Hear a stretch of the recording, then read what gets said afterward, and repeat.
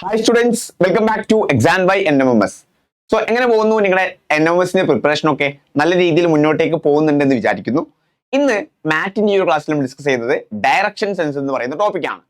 So വളരെ important ആയിട്ടുള്ള ടോപ്പിക്കാണ്, ബട്ട് വളരെ ഈസിയാണ്. ആക്ച്വലി നിങ്ങൾക്ക് കുറച്ച് കാര്യങ്ങളൊക്കെ പഠിച്ചാൽ തന്നെ ഈസിലി ഈ ഒരു ടോപ്പിക്കിൽ നിന്ന് ക്വസ്റ്റ്യൻസ് എന്ത് ചെയ്യാൻ പറ്റും, നിങ്ങൾക്ക് സ്കോർ ചെയ്യാൻ വേണ്ടിയിട്ട് പറ്റും. സോ നമ്മൾ കൂടുതൽ ടൈം കളയുന്നില്ല, നമുക്ക് ജസ്റ്റ് സ്റ്റാർട്ട് ചെയ്യാം. സോ അതിൽ ഏറ്റവും ബേസിക് ആയിട്ട് നമ്മൾ പഠിക്കേണ്ട കാര്യമാണ് മക്കളെ 4 ഡിറക്ഷൻ എന്ന് പറയുന്നത്. ഇപ്പോൾ നമ്മൾ ഇങ്ങനെ ഒരു പ്ലസ് രൂപത്തിൽ വരയ്ക്കുകയാണെങ്കിൽ ഏറ്റവും മുകളിലായിട്ട് നോർത്ത് വരും, അതിന് താഴെയായിട്ട് അല്ലെങ്കിൽ നോർത്തിന് ഓപ്പോസിറ്റ് ആയിട്ട് നമുക്ക് ഏത് വരും, സൗത്ത് വരും. ഇനി റൈറ്റ് സൈഡിലായിട്ട് നമുക്ക് ഈസ്റ്റ് വരും, ലെഫ്റ്റ് സൈഡിലായിട്ട് വെസ്റ്റ് വരും, അല്ലെങ്കിൽ ഈസ്റ്റിന്റെ ഓപ്പോസിറ്റ് ആയിട്ട് നമുക്ക് വെസ്റ്റ് വരും. അപ്പൊ നോർത്തും സൗത്തും എന്താണ്, ഓപ്പോസിറ്റ് ആണ്. അതുപോലെ തന്നെ ഈസ്റ്റും വെസ്റ്റും എന്താണ്, ഓപ്പോസിറ്റ് ആണ്. അപ്പൊ ഇവിടെ എല്ലാവർക്കും അറിയുന്നുണ്ടാവും നോർത്ത് മുകളിലാണ്, അതുപോലെ തന്നെ സൗത്ത് താഴെയാണ്.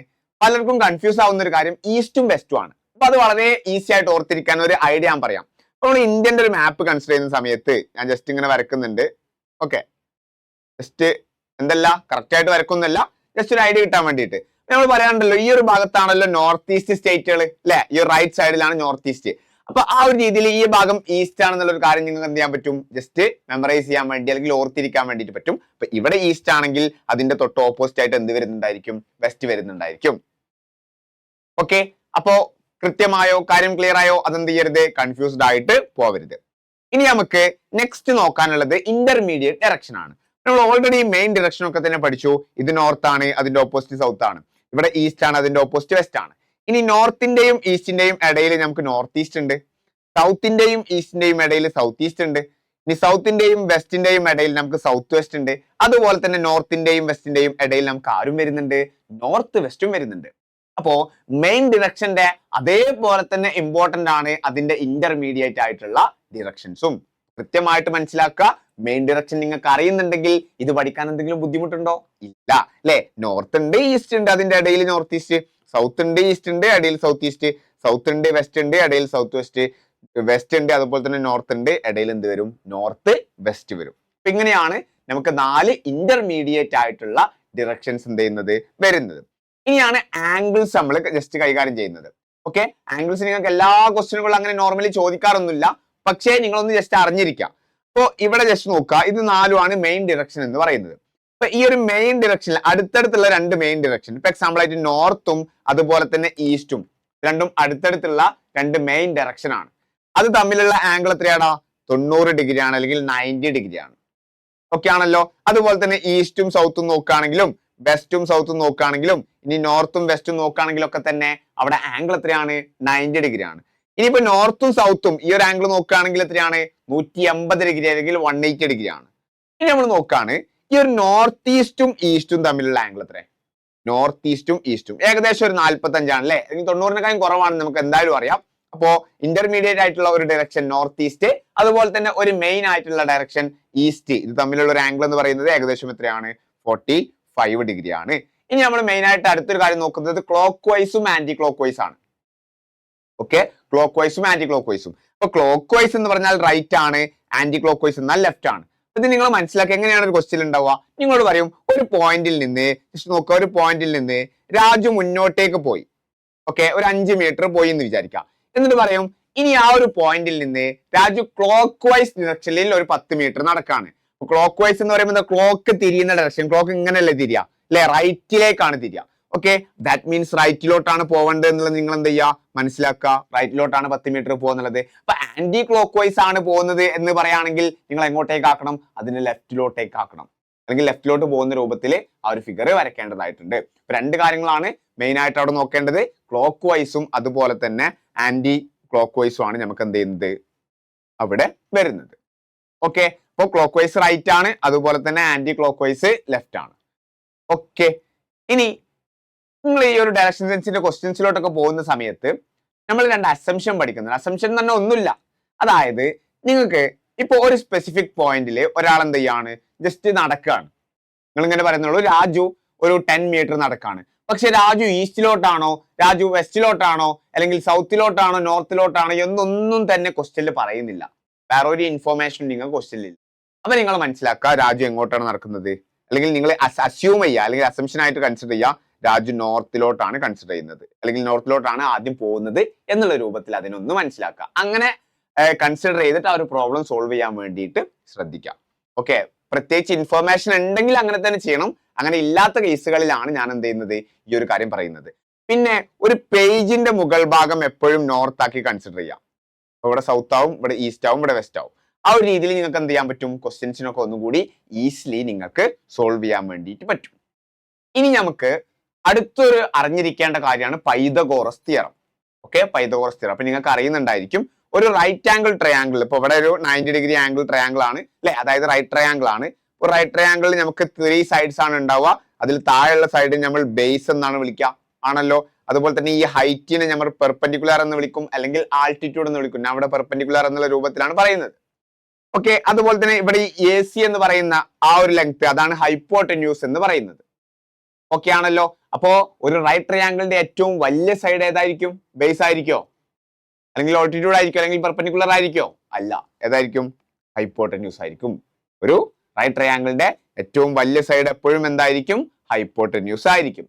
അവിടെ കൃത്യമായിട്ട് ഇക്വേഷൻ കൊടുത്തിട്ടുണ്ട്, hypotenuse square is equal to perpendicular square plus base square ആണ്. അപ്പൊ ഈ ഒരു ഇക്വേഷൻ വളരെ വളരെ വളരെ ഇമ്പോർട്ടന്റ് ആണ്. നിങ്ങൾക്ക് പല ക്വസ്റ്റ്യനുകളിലും ഇത് ചെയ്യേണ്ടതായിട്ട് വരും. Hypotenuse square is equal to perpendicular square plus base square എന്ന് പറയുന്ന വളരെ ഇമ്പോർട്ടന്റ് ആയിട്ടുള്ള ഒരു ഇക്വേഷൻ നിങ്ങൾക്ക് ഓൾറെഡി അറിയാവുന്ന കാര്യമായിരിക്കും. അപ്പോ നമ്മൾ പൈതഗോറസ് തിയറം പഠിച്ചു. ഇനി ഞാൻ നിങ്ങളോട് ഒരു ക്വസ്റ്റ്യൻ ചോദിക്കുകയാണ്. ഞാൻ നിങ്ങൾക്ക് ഒരു റൈറ്റ് ട്രയാംഗിൾ തന്നു.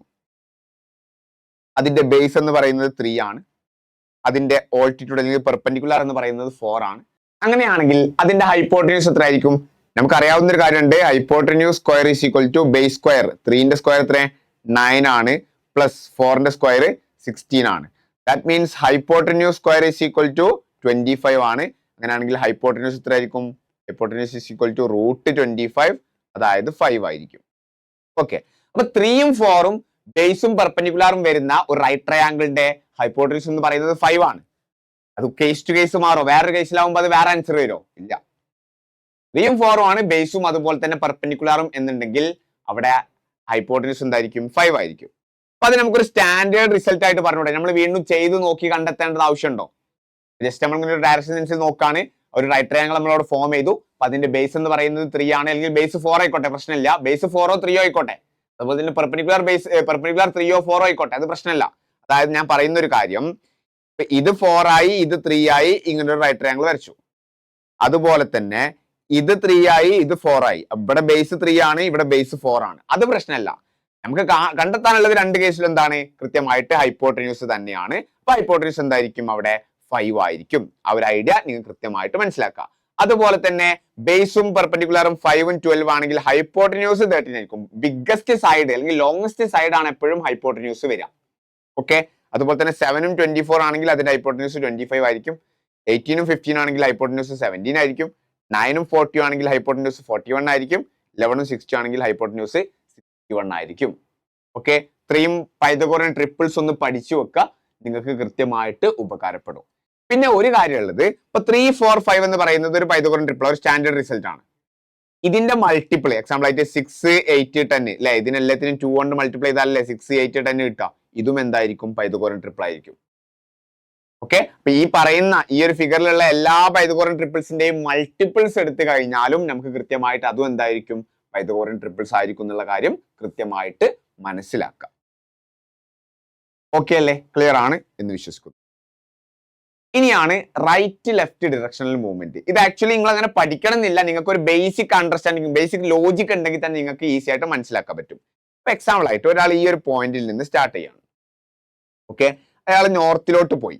ഇനി റൈറ്റിലോട്ട് എന്ന് പറയുമ്പോൾ ഇങ്ങോട്ടല്ലേ, ലെഫ്റ്റിലോട്ട് എന്ന് പറയുമ്പോൾ ഇങ്ങോട്ടാണ്. ഇനി നേരെ തിരിച്ച് അയാൾ സൗത്തിലോട്ടാണ് പോകുന്നത്.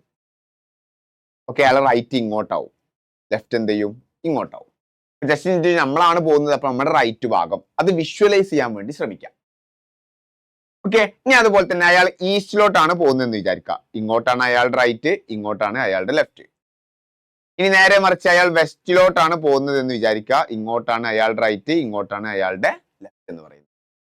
സോ ഈ ഒരു രൂപത്തിലാണ് നമുക്ക് റൈറ്റ് ലെഫ്റ്റ് ഡിറക്ഷണൽ മൂവ്മെന്റ് എന്ത് ചെയ്യുന്നത്? വരുന്നത്. ഓക്കെ, ഇനിയാണ് നമ്മൾ എന്ത് കൈൻഡ് ഓഫ് ക്വസ്റ്റ്യൻസ് ആണ് ഇതിൽ ചോദിക്കുന്നത്, ആ ഒരു ചോദ്യങ്ങളിലേക്ക് നമ്മൾ എന്ത് ചെയ്യുന്നത് വരുന്നത്. ആദ്യത്തെ ഒരു ചോദ്യം നമുക്ക് ഒരു എക്സാമ്പിൾ ചോദ്യം നമുക്ക് നോക്കാം. Raju travels 3 meter towards west and then turns right and travels 4 meter. What is the distance between initial and final positions of Raju? Question എന്താ പറയുന്നത്, രാജു പടിഞ്ഞാറോട്ട് 3 മീറ്റർ സഞ്ചരിച്ച ശേഷം വലത്തോട്ട് തിരിഞ്ഞ് 4 മീറ്റർ സഞ്ചരിക്കുന്നു. രാജുവിന്റെ ആദ്യത്തെയും അവസാനത്തെയും സ്ഥാനങ്ങൾ തമ്മിലുള്ള ദൂരം എത്രയാണ്? അപ്പോ ഞാൻ ആദ്യം ഒരു പോയിന്റ് കൺസിഡർ ചെയ്യാണ്. ഈ ഒരു പോയിന്റിൽ നിന്നാണ് രാജു സ്റ്റാർട്ട് ചെയ്യുന്നത് എന്ന് വിചാരിക്കാം. ഓക്കെ, രാജു ആദ്യം എങ്ങോട്ടാണ് 3 മീറ്റർ പോകുന്നത്? വെസ്റ്റിലോട്ടാണ്. ഓക്കെ, അപ്പോ ആ പോയിന്റ് ഒന്നും കൂടി ഞാൻ താഴേക്ക് എഴുതുന്നുണ്ട്, താഴേക്ക് വരക്കുന്നുണ്ട്. ഓക്കെ, വെസ്റ്റിലോട്ട്, ഇതാണല്ലോ വെസ്റ്റ്, വെസ്റ്റിലോട്ട് ഒരു 3 മീറ്റർ സഞ്ചരിക്കുകയാണ്. ഇനി അവിടെ നിന്ന് വെസ്റ്റിൽ നിന്ന് എങ്ങോട്ടാ പോകുന്നത്? റൈറ്റിലോട്ട് ഒരു 4 മീറ്റർ പോകണം. അപ്പൊ ഇവിടെ നിന്ന് റൈറ്റിലോട്ട് എന്ന് പറയുമ്പോൾ എങ്ങോട്ടാണ്? മുകളിലോട്ടാണ് വരിക. ഇവിടേക്ക് ഒരു 4 മീറ്റർ പോവാണ്. ഓക്കെ, അപ്പൊ ജസ്റ്റ് നോക്കുക, ഞാൻ ഇവിടെ റെഡ് കളറിൽ മാർക്ക് ചെയ്ത ഈ ഒരു പോയിന്റ് ആണ് എന്ത് ചെയ്യുന്നത്? രാജുവിന്റെ സ്റ്റാർട്ടിംഗ് പോയിന്റ്. ഇപ്പൊ എത്തി നിൽക്കുന്ന ഈ ഒരു പോയിന്റ് ആണ് രാജുവിന്റെ എൻഡിങ് പോയിന്റ്. നമ്മളോട് ചോദിക്കുന്നത് രാജുവിന്റെ ഇനീഷ്യലും അതുപോലെ തന്നെ ഫൈനൽ പൊസിഷൻ തമ്മിലുള്ള ഡിസ്റ്റൻസ് ആണ്, അല്ലെങ്കിൽ തുടങ്ങിയ സ്ഥലവും ഇപ്പൊ എത്തി നിൽക്കുന്ന സ്ഥലവും തമ്മിലുള്ള ആ ഒരു ദൂരമാണ് നമ്മളോട് എന്ത് ചെയ്യുന്നത്? ചോദിക്കുന്നത്. അപ്പൊ പലരും പറയും, സർ 3 + 4 7 മീറ്റർ അല്ലേ നമ്മുടെ ആൻസർ എന്നുള്ളത്. പക്ഷെ അതല്ല നമ്മുടെ ആൻസർ. നമുക്ക് കാണാനുള്ളത് ആ പോയിന്റുകൾ തമ്മിലുള്ള ഏറ്റവും ചെറിയ ഡിസ്റ്റൻസ് ആണ്, ചെറിയ ദൂരമാണ്, അല്ലെങ്കിൽ ഷോർട്ടസ്റ്റ് ഡിസ്റ്റൻസ് ആണ്. ഓക്കെ ആണോ? നിങ്ങൾ കൺസെപ്റ്റ് ക്ലിയർ ആയോ? അപ്പൊ നമുക്ക് അവിടെ ഇങ്ങനെ ഒരു ലൈൻ വരച്ചുകൂടാ, ഇങ്ങനെ ഒരു ലൈൻ വരച്ചൂടെ? ഓക്കെ, അപ്പോ ഇത് റൈറ്റ് ട്രയാങ്കിൾ ഫോം ആയില്ലേ? 3 മീറ്റർ 4 മീറ്റർ. സോ ഹൈപ്പോട്ടൻസ് എന്തായിരിക്കും? 5 മീറ്റർ. അതാണ് ആൻസർ.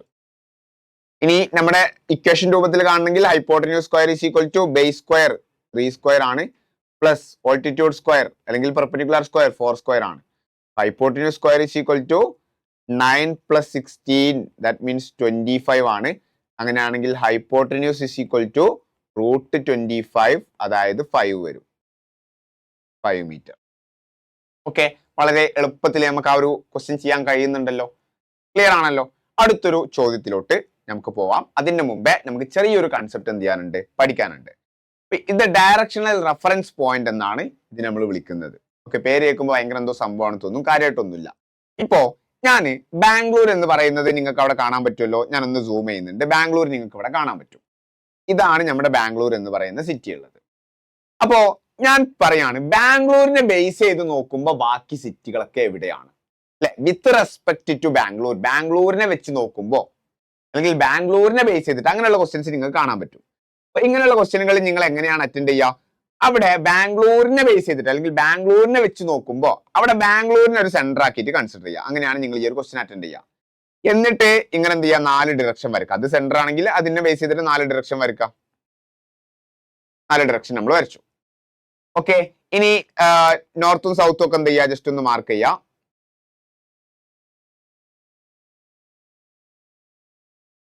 ഓക്കെ, ഇത് നോർത്താണ്,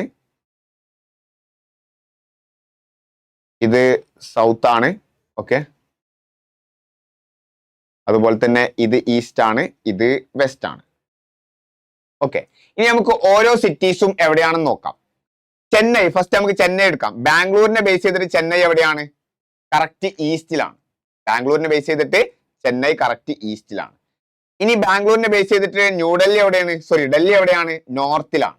ഓക്കെ, ഈ കറക്റ്റ് ഈ ലൈനിൽ തന്നെയാണ് ഡൽഹി വരുന്നത്. അതുകൊണ്ടാണ് നമ്മൾ നോർത്തിൽ പറഞ്ഞത്. ഇനി നമുക്ക് 2 സിറ്റിയും കൂടിയാണ് ബാക്കിയുള്ളത്. ഒന്ന് കൊൽക്കത്തയാണ്. കൊൽക്കത്ത എന്ന് പറയുന്നത് നോർത്തിലാണെന്ന് നമുക്ക് പറയാൻ പറ്റുമോ? അത് ബാംഗ്ലൂരിനെ ബേസ് ചെയ്ത് കറക്റ്റ് ഈ ഒരു ലൈനിലാണോ കൊൽക്കത്ത ഉള്ളത്? അല്ല. ഇനി ഈസ്റ്റിലാണെന്ന് പറയാൻ പറ്റുമോ? അതായത് ഈ ഒരു ലൈനിലാണോ കൊൽക്കത്ത ഉള്ളത്? അല്ല. നോർത്തിന്റെയും ഈസ്റ്റിന്റെയും ഇടയിലാണ് ബാംഗ്ലൂരിനെ ബേസ് ചെയ്തിട്ട് ആരുള്ളത്? കൊൽക്കത്ത ഉള്ളത്. ദാറ്റ് മീൻസ് നമുക്ക് നോർത്ത് ഈസ്റ്റ് എന്ന് പറഞ്ഞൂടെ?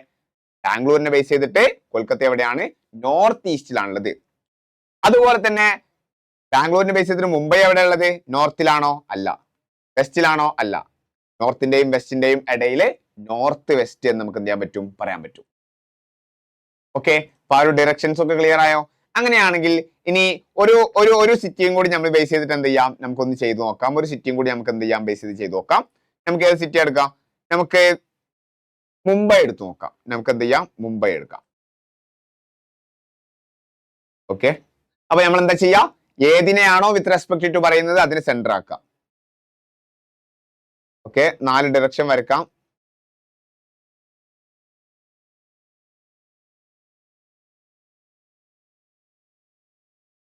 ഓക്കെ, ഡയറക്ഷൻസ് മാർക്ക് ചെയ്യാം.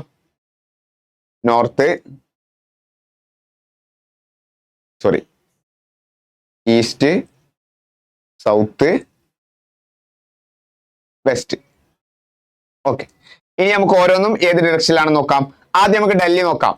ഓക്കെ, മുംബൈയെ ബേസ് ചെയ്ത് ഡൽഹി നോർത്തിലാണോ? അല്ല. ഈസ്റ്റിലാണോ? അല്ല. നോർത്തിന്റെയും ഈസ്റ്റിന്റെയും ഇടയിൽ നോർത്ത് ഈസ്റ്റിലാണ് വരുന്നത്. ഇനി മുംബൈനെ ബേസ് നോക്കുമ്പോ കൊൽക്കത്ത എവിടെയാണ്? ഈസ്റ്റിലാണോ? അല്ല. നോർത്തിലാണോ? അല്ല. നോർത്ത് ഈസ്റ്റിലാണ് അതും വരുന്നത്. ഇനി ബാംഗ്ലൂരിനെ ബേസ് ചെയ്ത് നോക്കാം, ചെന്നൈനെ. രണ്ടും എന്താണ്? നമുക്ക് ഈസ്റ്റിലാണെന്ന് പറയാൻ പറ്റുമോ? അല്ല. ഈ സൗത്തിലാണോ? അതുമല്ല. സൗത്തിലും അല്ല, ഈസ്റ്റിലും അല്ല, അതിന്റെ ഇടയിലാണ്. ദാറ്റ് മീൻസ് സൗത്ത് ഈസ്റ്റിലാണ് ബാംഗ്ലൂർ ആണെങ്കിലും അതുപോലെ തന്നെ ചെന്നൈ ആണെങ്കിലും. ഏകദേശം ഒന്നിനെ വിത്ത് റെസ്പെക്ട് ടു എന്ന് പറയുമ്പോൾ എങ്ങനെയാണ് നിങ്ങൾക്ക് ആ ഒരു ക്വസ്റ്റ്യൻ അറ്റൻഡ് ചെയ്യേണ്ടത് എന്നുള്ള ധാരണ നിങ്ങൾക്ക് കിട്ടിയല്ലോ. ഓക്കെ, അങ്ങനെയാണെങ്കിൽ നമുക്കൊരു എക്സാമ്പിൾ ക്വസ്റ്റ്യനിലോട്ട് പോവാം. My sister's office is to the south east of my office.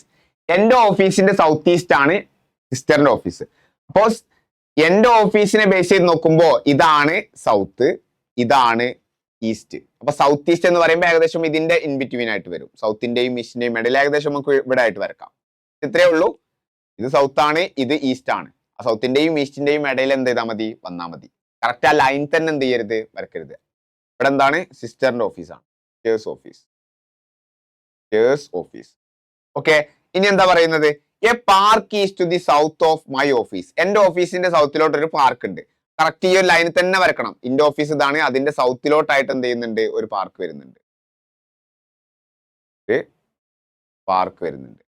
അങ്ങനെയാണെങ്കിൽ in which direction is my house located with respect to the park? With respect to the park. Park വെച്ച് നോക്കുമ്പോ park വെച്ച് നോക്കുമ്പോ എന്റെ house ഏത് ഡിറക്ഷനിലാണ്? നമ്മൾ എന്താ പറഞ്ഞത്? അങ്ങനെയുള്ള കേസ് വരുമ്പോ പാർക്കിനെ ബേസ് ചെയ്ത് നോക്കുമ്പോ, അല്ലെങ്കിൽ വിത്ത് റെസ്പെക്ട് ടു പാർക്ക്, പാർക്കിനെ സെന്റർ ആക്കിയിട്ട് കൺസിഡർ ചെയ്യാം. ഓക്കെ, ഇത് നോർത്ത്, ഇത് സൗത്ത്, ഇത് ഈസ്റ്റ്, ഇത് വെസ്റ്റ്. അപ്പൊ പാർക്കിനെ ബേസ് ചെയ്ത് നോക്കുമ്പോ എന്റെ ഹോം എവിടെയാണ്? നോർത്തിന്റെയും വെസ്റ്റിന്റെയും ഇടയിൽ നോർത്ത് വെസ്റ്റ് ആണ് എന്ത് ചെയ്യുക? റൈറ്റ് ആൻസർ ആയിട്ട് വരിക. North west. ഓക്കെ, അല്ലെങ്കിൽ വടക്ക് പടിഞ്ഞാറ് എന്ന് നമുക്ക് എന്ത് ചെയ്യാൻ പറ്റും? മലയാളത്തിൽ പറയാൻ വേണ്ടിയിട്ട് പറ്റും. ഇനി അടുത്തൊരു കൈൻഡ് ഓഫ് ചോദ്യമാണ്.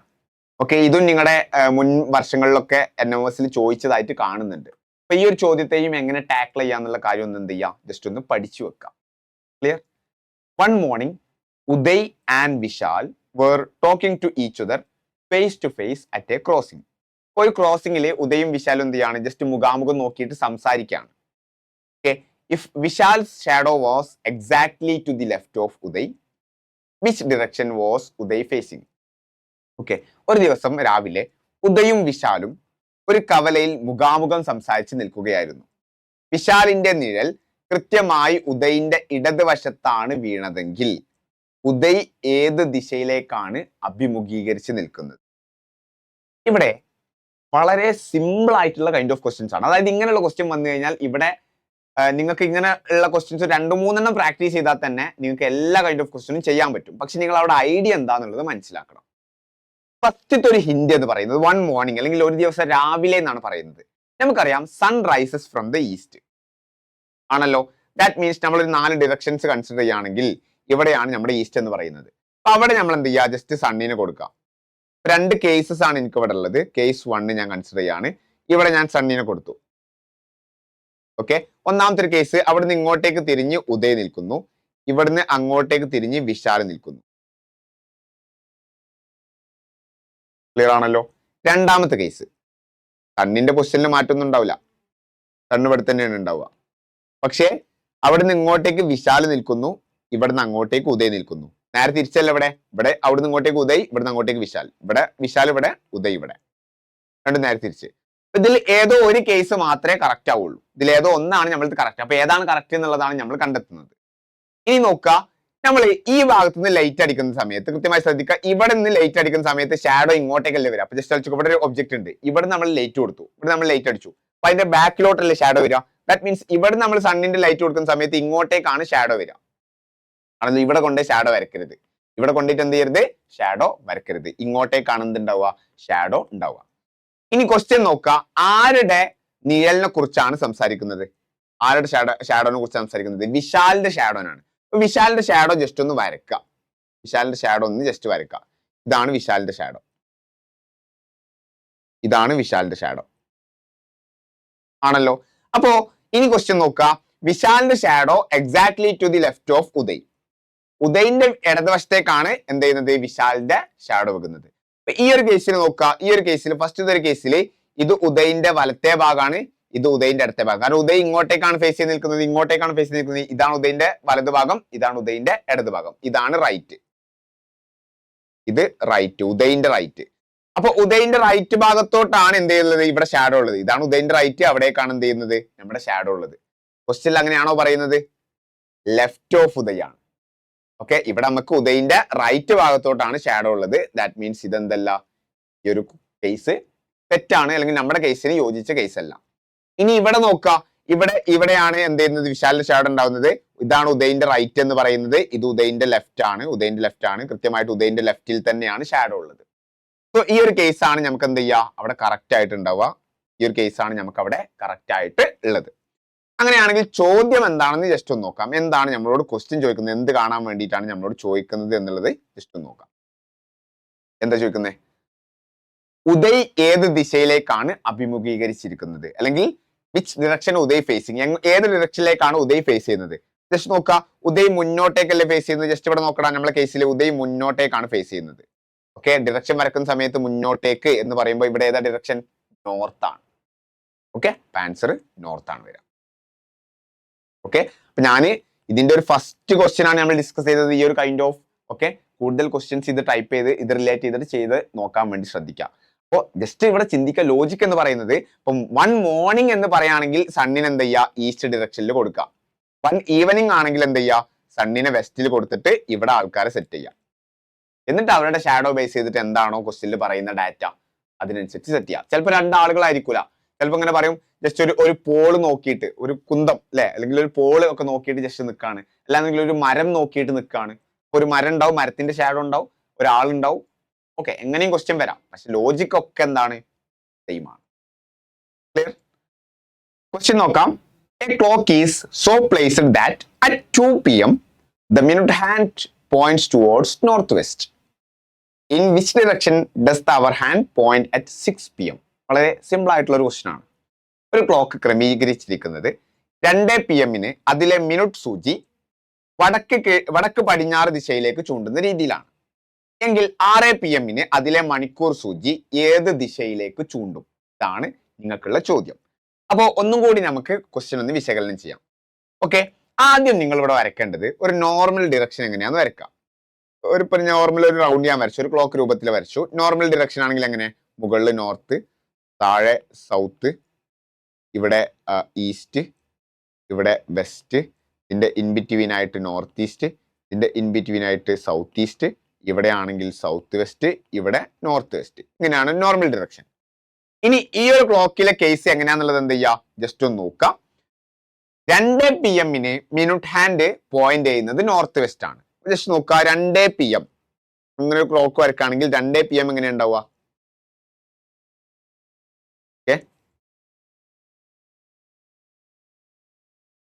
ഏകദേശം ഇവിടെയാണ് നമ്മളെ മണിക്കൂർ സൂചി ഉണ്ടാവുക അല്ലെ. 2 PM എന്ന് പറയുമ്പോൾ 12ന്റെ അവിടെയാണ് എന്തുണ്ടാവുക? 12ന്റെ അവിടെയാണ് ഇവിടെ മിനിറ്റ് സൂചി ഉണ്ടാവുക. ഇവിടെ മണിക്കൂർ സൂചിയും, 2ന്റെ അവിടെ മണിക്കൂർ സൂചിയും, 12ന്റെ അവിടെ മിനിറ്റ് സൂചിയും. അങ്ങനെയാണ് 2 മണിക്ക് ഉണ്ടാവുക. 2 PM ആയിക്കോട്ടെ, 2 AM ആയിക്കോട്ടെ, ക്ലോക്കിൽ 12 അവർ ആണല്ലോ നമുക്ക് നോർമലി കാണിക്കാം. ഓക്കെ, ഇനി മിനിറ്റ് ഹാൻഡ് പോയിന്റ് ചെയ്യുന്നത് നോർത്ത് വെസ്റ്റ് ആണ്. അതായത് കൃത്യമായിട്ട് മനസ്സിലാക്കുക, മിനിറ്റ് ഹാൻഡ് പോയിന്റ് ചെയ്യുന്നത് നോർത്ത് വെസ്റ്റ് ആണ്. അപ്പൊ അവിടെ എന്ത് ചെയ്യുക? ജസ്റ്റ് നോർത്ത് വെസ്റ്റ് ആണെന്ന് മാർക്ക് ചെയ്ത് കൊടുക്കുക. ഓക്കെ, ഇവിടെ നോർത്ത് വെസ്റ്റ് ആണെങ്കിൽ ബാക്കി ഞാൻ വേറെ കളറിൽ മാർക്ക് ചെയ്യാം. ഇവിടെ എന്തായിരിക്കും? ഇവിടെ എന്തായിരിക്കും? ഇവിടെ എന്തായിരിക്കും? അതൊക്കെ കൃത്യമായിട്ട് നമ്മൾ മാർക്ക് ചെയ്യണം.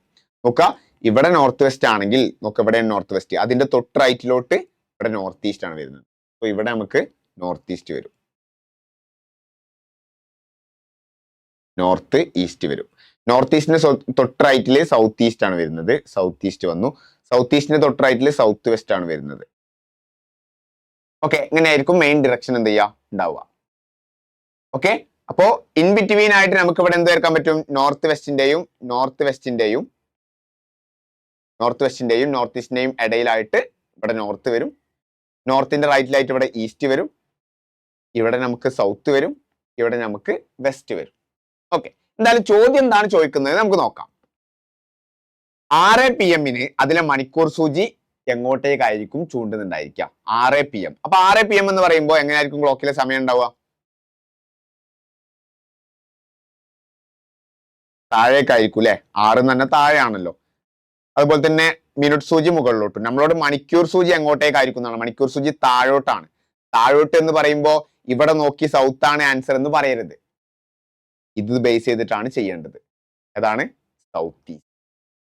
ഓക്കെ, സൗത്ത് ഈസ്റ്റ് ആണ് എന്ത് ചെയ്യുക നമുക്ക് ആൻസർ വരിക. ഓക്കെ, ക്ലിയർ ആണല്ലോ? അപ്പൊ ജസ്റ്റ് അവർ പറയുന്ന കാര്യം ബേസ് ചെയ്തിട്ട് എന്ത് ചെയ്യുക, ബാക്കി ഡയറക്ഷൻസും കൂടി ഒന്ന് വരച്ചു വെക്കുക.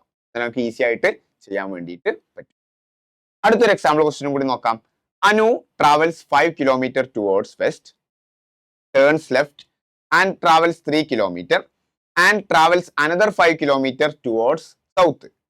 He then turns right and travels 1 kilometer to reach a church. How far is the church from his starting position in kilometers? Okay, Anu പടിഞ്ഞാറോട്ട് 5 കിലോമീറ്റർ സഞ്ചരിക്കുന്നു. ഇടത്തോട്ട് തിരിഞ്ഞ് 3 കിലോമീറ്റർ സഞ്ചരിക്കുന്നു.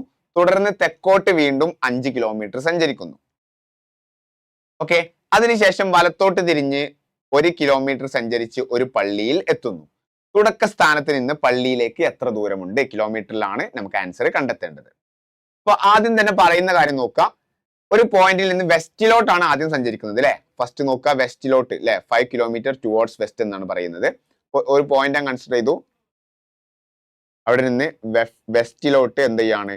ഒരു 5 കിലോമീറ്റർ ട്രാവൽ ചെയ്യാണ്. Okay, turns left and travels 3 kilometre. ഈ ഒരു പോയിന്റിൽ നിന്ന് ഇനി എന്ത് ചെയ്യാണ്? ലെഫ്റ്റിലോട്ട് ട്രാവൽ ചെയ്യാണ്. എത്രയാണ്?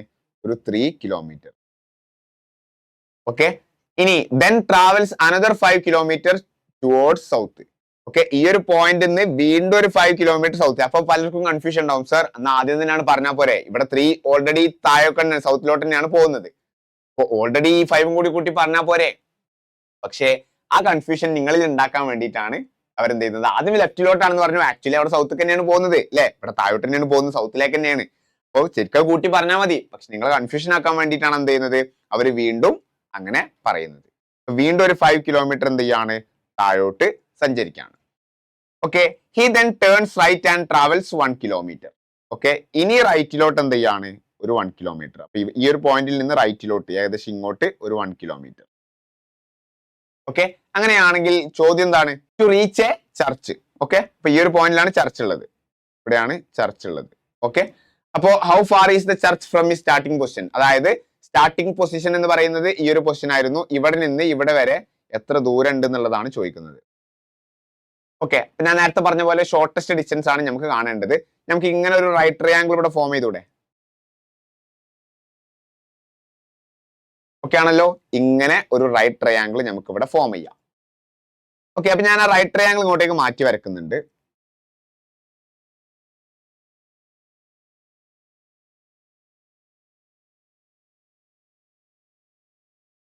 ഓക്കെ, ഇതില് ജസ്റ്റ് ചിന്തിക്കാൻ, നമുക്ക് റൈറ്റ് ട്രയാങ്കിൾ ഇങ്ങനെയാണ് വരിക. ഇങ്ങനെയാണ് നമുക്ക് ഈ റൈറ്റ് ട്രയാങ്കിൾ വരിക. അപ്പൊ ഈ ഒരു ഭാഗം മാത്രം 5 വരുന്നുണ്ട്. ഈ ഒരു ഭാഗമോ ഈ ബാക്കിയുള്ള ഭാഗം ഇവിടെ ഉള്ള അതേ 1 കിലോമീറ്ററിനാവില്ല എവിടെയും വരിക. അപ്പൊ 5 + 1 ടോട്ടൽ ഇവിടെ 6 വന്നു. ഇവിടെ 6 വന്നു. ഇനി നമുക്ക് ഈ ഒരു ഹൈറ്റ് നോക്കണം. ഈ ഒരു ടോട്ടൽ ഹൈറ്റ്. അപ്പൊ ഇവിടെ എത്രയാണോ ഹൈറ്റ് അത് തന്നെ ആയിരിക്കും ഈ ഒരു ഹൈറ്റും വരിക. ഓക്കെ, ഇവിടെ എത്രയാണ് ഹൈറ്റ് വരുന്നത്? 3 + 5, അതായത് 8 ആണ് വരുന്നത് ഹൈറ്റ്. നമുക്ക് കാണാനുള്ളത് ഈ ഒരു ഹൈപ്പോട്ടന്യൂസ് അല്ലേ? ഈ ഒരു ഹൈപ്പോട്ടന്യൂസ് അല്ലേ നമുക്ക് കാണേണ്ടത്? അപ്പൊ ഹൈപ്പോട്ടന്യൂസ് കാണാനുള്ള ഇക്വേഷൻ നമുക്കറിയാലോ. Hypotenuse square is equal to base square. Base എന്ന് പറയുന്നത് ഇവിടെ 6 ആണ്. 6 സ്ക്വയർ പ്ലസ് ആൾട്ടിറ്റ്യൂഡ് സ്ക്വയർ, അതായത് 8ന്റെ സ്ക്വയർ. 8ന്റെ square. So hypotenuse square is equal to ആറിന്റെ സ്ക്വയർ എന്ന് പറയുന്നത് 36 ആണ്, പ്ലസ് 8ന്റെ സ്ക്വയർ 64 ആണ്. ഓക്കെ, അപ്പൊ ബാക്കി ഞാൻ ഇങ്ങോട്ടേക്ക് എഴുതുന്നുണ്ട്. So hypotenuse square is equal to 64 + 36 100 ആണ്. ഓക്കെ, 100 എന്ന് പറയുന്നത് എത്രന്റെ സ്ക്വയർ ആണ്? 10ന്റെ സ്ക്വയർ ആണ്. ഹൈപ്പോട്ടന്യൂസ് എന്ന് പറയുന്നത് 10 കിലോമീറ്റർ. ഇവിടെ കിലോമീറ്ററിലാണ് എല്ലാ ഡാറ്റയും ഉള്ളത്. ആൻസർ ആണ് 10 കിലോമീറ്റർ. Okay, answer 10 kilometre. അപ്പോ പൈതഗോറസ് തിയറം ഉപയോഗിച്ചിട്ട് ഇങ്ങനെയുള്ള ചോദ്യങ്ങൾ എങ്ങനെയാണ് ചെയ്യാന്നുള്ള ധാരണ നിങ്ങൾക്ക് കിട്ടിയോ? ഓക്കെ, അങ്ങനെയാണെങ്കിൽ ഇനി നമുക്ക് നിങ്ങളുടെ NMMS തന്നെ മുമ്പ് വന്നിട്ടുള്ള ഈ ഒരു ടോപ്പിക് റിലേറ്റ് ചെയ്തിട്ടുള്ള കുറച്ച് ചോദ്യങ്ങൾ നമുക്കൊന്ന് പരിചയപ്പെടാം. പിന്നെ നമുക്ക് മനസ്സിലാവും നമ്മളിപ്പോൾ പഠിച്ച കൺസെപ്റ്റുകളൊക്കെ നിങ്ങൾക്ക് ഉപകാരപ്പെടുന്നുണ്ടോ, അല്ലെങ്കിൽ അതേ രീതിയിലുള്ള ക്വസ്റ്റ്യൻസ് തന്നെയാണോ വരുന്നത് എന്നുള്ള ധാരണ നിങ്ങൾക്ക് കിട്ടും. ആദ്യത്തെ ഒരു ചോദ്യം നമുക്ക് നോക്കാം. Abi walks 10 kilometer towards north. From there he walks 6 kilometer towards south. Then he walks 3 kilometer towards east. നോക്കാം, അബി ഒരു പോയിന്റിൽ നിൽക്കാണ്. ഈ ഒരു പോയിന്റിൽ അബി നിൽക്കാണെന്ന് വിചാരിച്ചോ. നോർത്തിലോട്ട് എന്ത് ചെയ്യാണ്? ഒരു 10 കിലോമീറ്റർ നടക്കാണ്. അപ്പൊ ഈ ഒരു പോയിന്റിലാണ് അബി നിൽക്കുന്നത്.